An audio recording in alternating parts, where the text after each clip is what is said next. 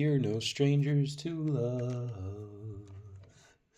You know the rules, and so do I. Welcome, everybody. We got Conflict versus Melancholy. This is Loser's Bracket, round 5. And I don't think these players need an introduction. I think I already covered them in this series already.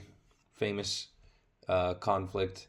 And it's hard to call Melancholy an up-and-comer. He's been around for at least 2 years making a strong showing. He's got his own unique build. Remember that you guys can make donations. I made one myself the other day. And that you can catch the games live in the link in the description. I'll try and make sure that the link actually goes through. All right, here we are. So, best of 3, we got Lax versus Lax lead. Now, these players, well, Conflict in particular is known for running different types of Lax leads. I think that's his preferred lead. In comes Cloister. In this position, I feel as though Conflict wants to gather more information. If he sets up a second curse, then that makes it, well, it puts him in a position where the Cloy couldn't have boomed. My reaction time's a bit slow today. Oh my. Oh dear. Okay. So this is kind of the genius of Conflict here. When you go in against a player like this, you really got to watch out for running something like Destiny Bond. There's a reason why they say if your opponent is better than you, use boom offense, because the Destiny Bond would have worked, but sometimes it gives you a false sense of security, right? Now, when it does work, it ensures that you only lose one Pokemon to Lax. But when it doesn't work like this, Conflict sort of pretended to have no Earthquake, and Melancholy didn't Scout, didn't Toxic. I suppose the first mistake might have been not clicking Toxic and going straight to Gengar. Maybe going for that double-edged. Then you really have to watch out how you sequence these turns, because now you will have to eventually do something about this. And I don't think that Starmie is exactly a Snorlax lead, a Snorlax check. Maybe Melancholy is going to sub here and try and stall out the Lax until it's forced to switch out because of the Paris song. And so Melancholy is going to have another shot later. I mean, it could have gone certainly worse. It's, it could have gone worse. Yeah, so that's what Melancholy did. But imagine if Conflict just went for double edge again, just chaotic evil. Now +2 would probably not have KO'd Oko the Lax, but that would have been funny. All right, so okay, trying to make up for that previous play, goes for a Thunder, but stays in on the follow-up, and now the Lax check is behind, and it looks like Melancholy's team with this sub probably spin, I want to say spin me, and Lax down boasting a Thunder. It feels to me like there is a Marowak. It could be something else in the back that wants Cloyster and Skarm dead. But it also looks like there aren't going to be sufficient answers to Electrics. We're going to see how that plays out, if I'm correct in this assessment. So T-Bolt can only mean all-out attacking Tar, and Marowak is revealed. Conflict respects the Marowak, respects it. My pronunciation today is horrible. Yeah, and in comes Zapdos. So it's a T-Wave Zap. That's going to be some very useful support, but Lax will go down. This is kind of interesting, this interaction here, because the Marowak, we know it can't OHKO barring a crit. Of course, it can attempt the Paraflinch. It doesn't get it, but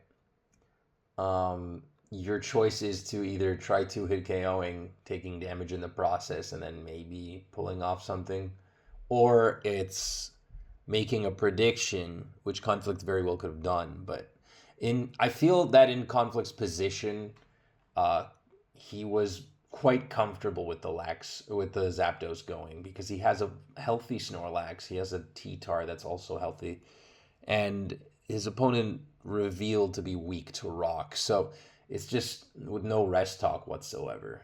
And it's also all-out attacking Tar with T-Bolt. So I wouldn't have switched out, personally, if I were in Conflict's position. I think the Earthquake was a slight mispredict. Tar following up, and as the Zap had gone down. And as we see here, it's a clean 2-hit KO. Now, I feel as though here I do switch out as Conflict, and I go to whatever I got in the back. He doesn't do that, probably because he has a very safe follow-up. Yeah, he has 3 Mons. It's safe. Like, he could have even gone to his Snorlax and the Cloyster, So, pretty decisive victory in Game 1. Not due to a lack of trying or a prep from Melancholy's end. It just so happens that, he's up against one of the best. So, on to Game 2. Now, this is going to be, game set. Is that what it's called? I forget. I don't remember my tennis very well. So anyway, Zapdos, this time it's a T-Bolt, a T-Wave Zap on Conflict's end versus a Reflect Raikou, which is a relic of the past, I might say. Roar, Reflect, no hidden power, possibly. There's no telling with this guy. I would assume it's rest. Logic would have it that way. But again, did that Reflect even do anything? He just got his Cloyster Toxic exploded on, and his Raikou parried, and it doesn't have rest, and it's a Whirlwind Zap. I hope Melancholy has a different spinner, but it doesn't look like it's going to be the case. Choosing to stall with this specific squad is going to prove to be challenging. Oh man, this team really doesn't give a shit about stall. Oh man. And no way to make progress without the spikes. This is looking pretty bad. Melancholy's going to have to find a way to pull this around. Turn this around. He's going to have to make a prediction. He is up in numbers, though. So he is up 6-5. The Steelix is roaring, phasing, setting up, roar, phase, setup. And it basically, as you see here, the Skarmory tried to phase out the Steelix. The problem with this is that in Gen 2 only, the slower roar wins. So Steelix is at -2 speed, and it can continue to set up while Skarmory fails at putting it to phasing it out. It even manages to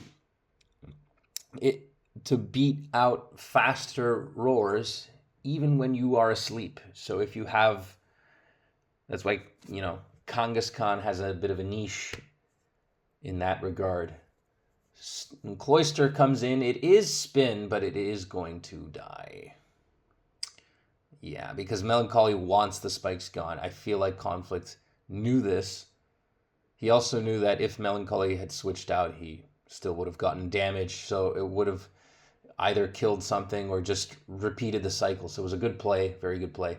Umbreon puts the charm on the Licks, making it revert to normal damage and just barely surviving. Now the Gengar is quite threatening, but I think with lefties. Umbreon might have a shot, might not.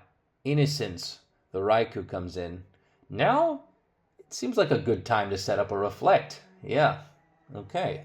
So he managed to, all in all, he managed to come out on top. So, the whole point of Stall, I think this is a good showcase. It's showing that you can outlast offense, especially when it's put in some kind of a position. So, yeah,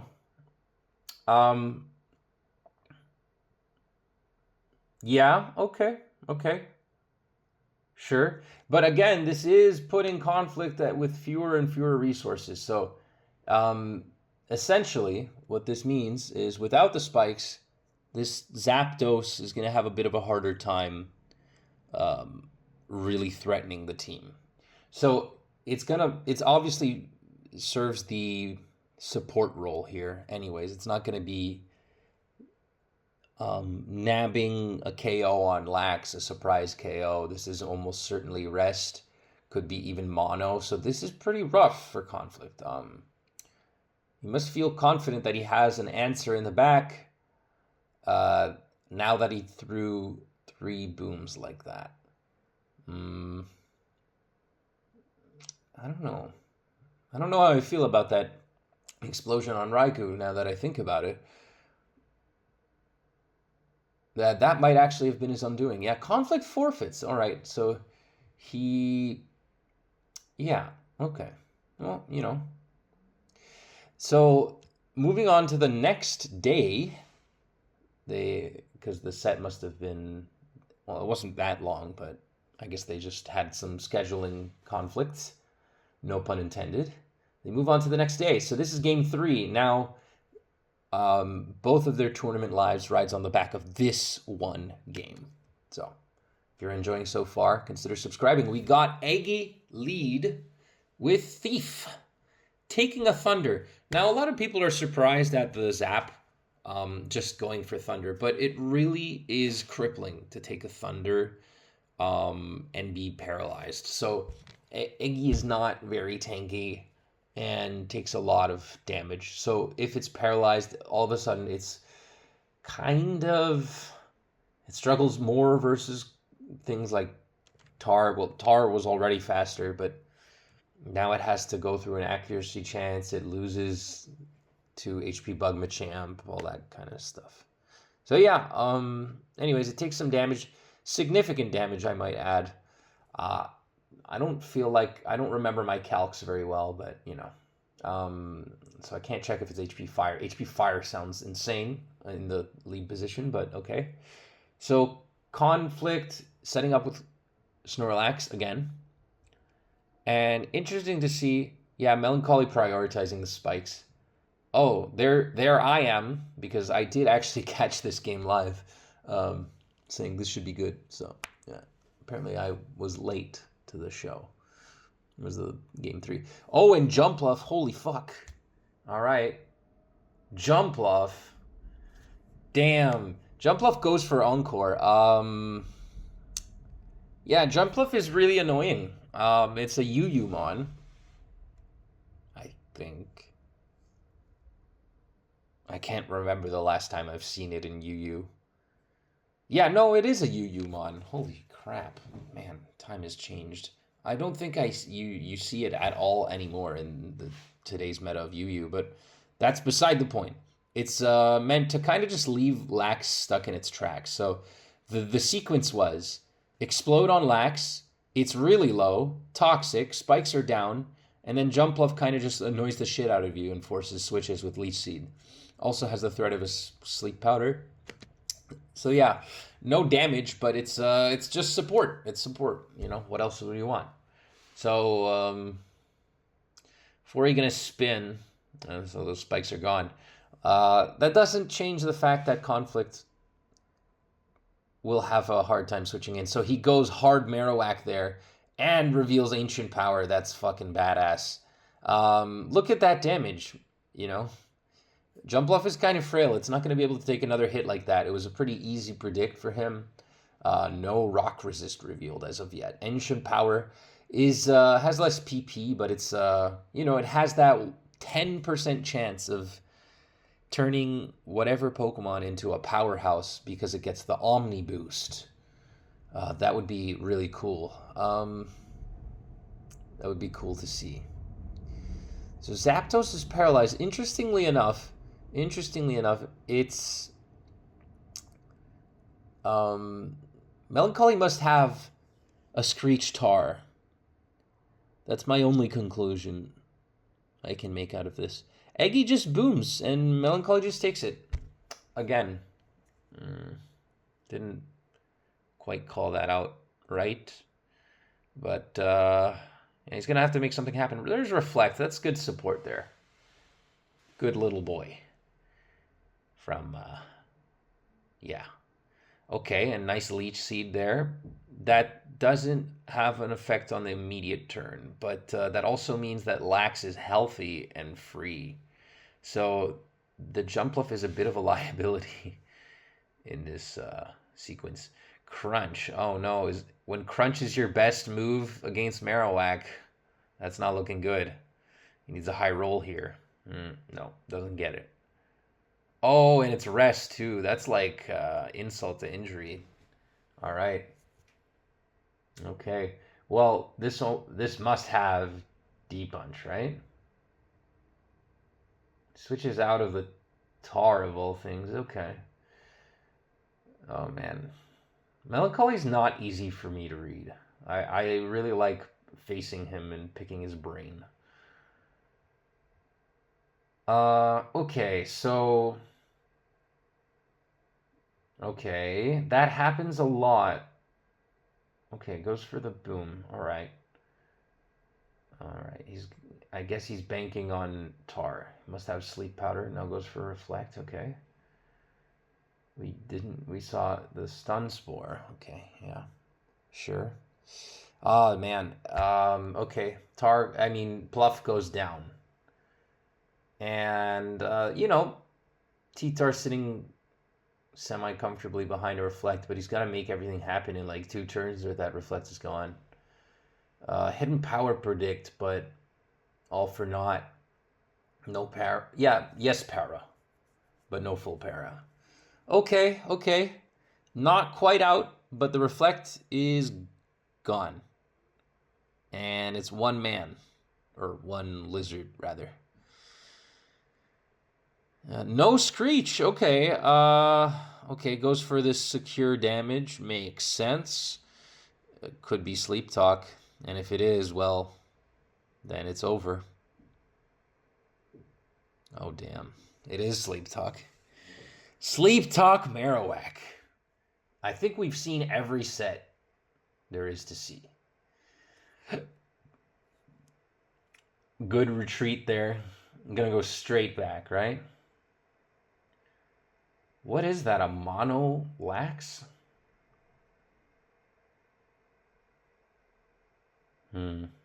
Okay, well.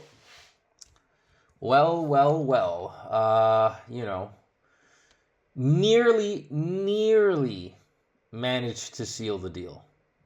It is Screech. I guess I am so dumb. Anyways, hope that you guys enjoyed. This is pretty interesting. The Sleep Talk Ancient Power Marowak. I've seen both on separate sets, but not in one. This truly is the cracked team. All right, then. Oh, that was pretty cool. Hope that you guys have enjoyed. Man, Jumpluff in OU. Some people have a courage beyond my imagination.